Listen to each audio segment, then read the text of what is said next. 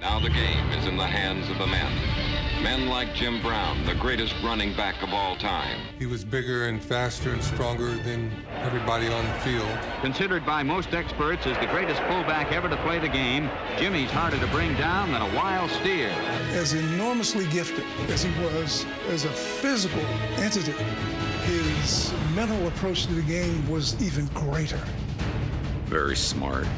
Understood blocking schemes, understood running styles, understood the whole game. When you talk about Bo Jackson, Marcus Allen, Eric Dickerson, Tony Dorsett, Walter Payton, there's not one trait that they had that he didn't have. He's one. He's one. Payton two. I fall three. Obviously, the greatest player, could have played in any era, probably at any position, really. Could have played tight end, running back, defense. You could have played anything. Most guys that are extremely strong may not be as agile. Some guys have all the speed in the world but may not have the balance. Jim had it all.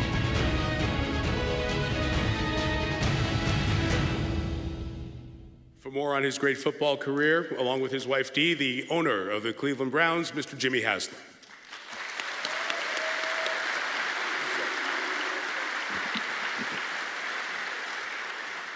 Thanks, Mike, and thanks for taking time out of your schedule to be at such a very special day today. Jim Brown played 9 years in the NFL.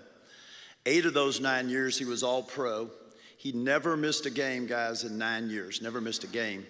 I remember one of the first times I talked to him, I said, Jim, did you ever miss a game? And if you knew Jim well, he would lean into you when he wanted to emphasize something. He goes, Jimmy, I never missed a practice. And he had that kind of mindset. He scored 126 touchdowns. That's 1 touchdown per game. He was the MVP of the league 4 out of 9 years. So half the time, almost, he was the MVP. He averaged 100 yards rushing, and in 1964, he led the Cleveland Browns to the NFC Championship. There was no Super Bowl at the time. Unquestionably the greatest Cleveland Brown ever, and we have the second best sitting right in front of me. And arguably, as Coach Belichick said, the greatest NFL player of all time. But Jim was more than a football player. If you think about it, the last year he played football was 1965, okay? If you're good at math, that was 58 years ago. He transcended football. Jim got into the entertainment business as an actor, and then Jim was into social justice before there was social justice, if you think about it. And those of us who are associated with the NFL, I think all of us consider it a real privilege, whether you're a player, a coach, a scout, your equipment manager, no matter what you are, it's a real privilege to be involved in the NFL for lots of different reasons. Dee and my favorite reason is the people you get to meet. And probably at the top of our list, and we've had the privilege of meeting lots of people, are Jim and Monique Brown. And when we bought the Browns, Jim was not associated with the Browns. And I can't even remember how it happened, but we had a long dinner one night in Cleveland for probably about 3 hours. And if you know Jim well, he was great one-on-one, pretty good in a small group, hated talking on the telephone, okay? Did not like talking on the telephone, but he was great one-on-one. And after about an hour, you realize that this was a special person. And we had the opportunity to spend time with him numerous times like that over the following 10 or 11 years. The last time Monique was during COVID, it was December of 2020, and we were out there on business. Monique and Jim had us to their gorgeous home overlooking the LA Basin. It was a beautiful night. And we got there at 6 and left at 10. And it was one of our favorite nights of all time. And people ask me, what do you take from Jim Brown? And I would say 3 things. First of all, he loved football, he loved the NFL, and he loved Cleveland Browns in Cleveland, Ohio. There's no doubt about it.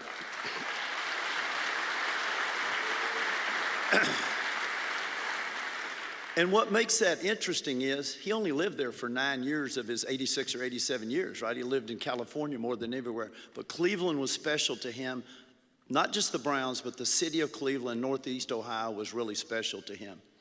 The second thing we noticed about Jim early on, and it carried the entire time we were with him, is that he had a rare blend of all superstar athletes, and there's a bunch of them in the crowd today, have this special confidence. Joe Thomas, I saw it time and time again, that at the right moment, they were going to make a big shot, a big block, a big tackle, throw a great pass, catch a big pass, etc. You have to have that.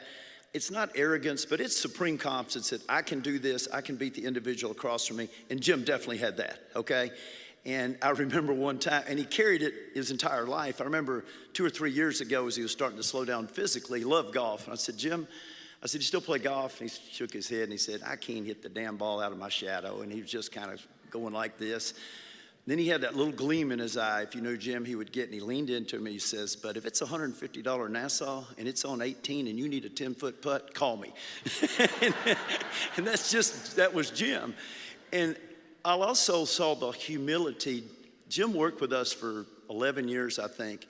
He never once called and said, you should do that, you should do this, you made a mistake here. He never, ever did that. All he would do is call and say, can I help you? What can I do to help? When we had a player, particularly a player who maybe off the field was struggling, he would call and say, hey, can I have dinner with him? Can I have lunch with him? How can I spend time with him? How can I help him?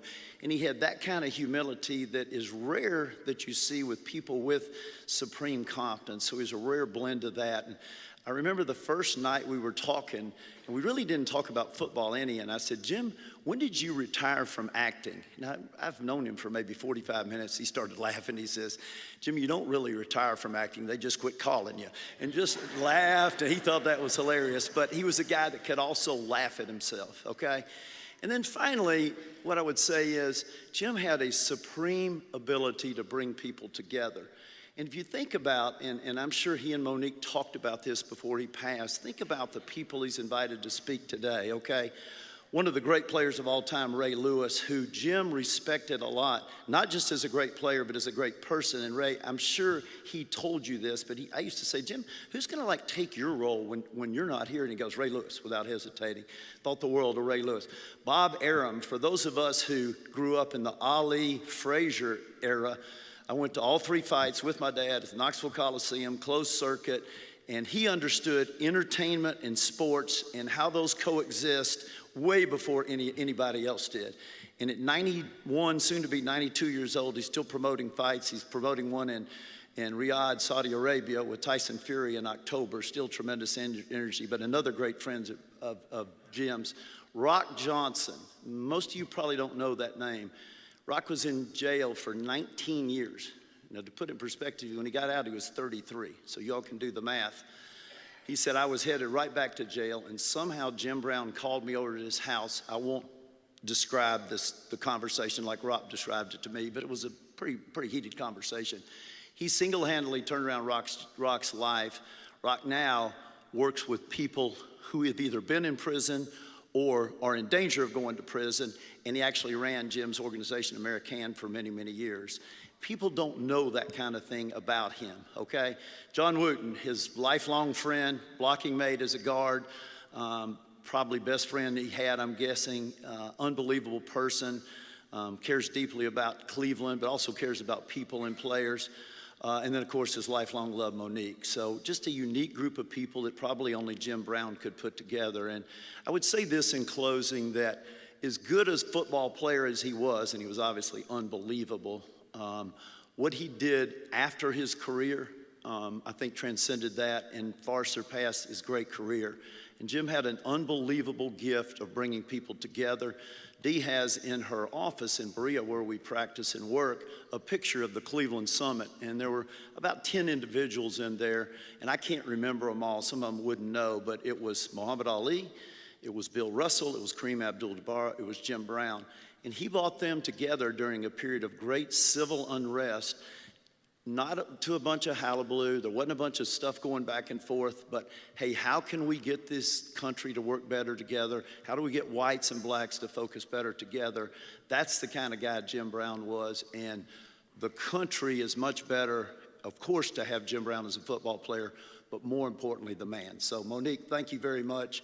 We all miss him dearly. Thank you.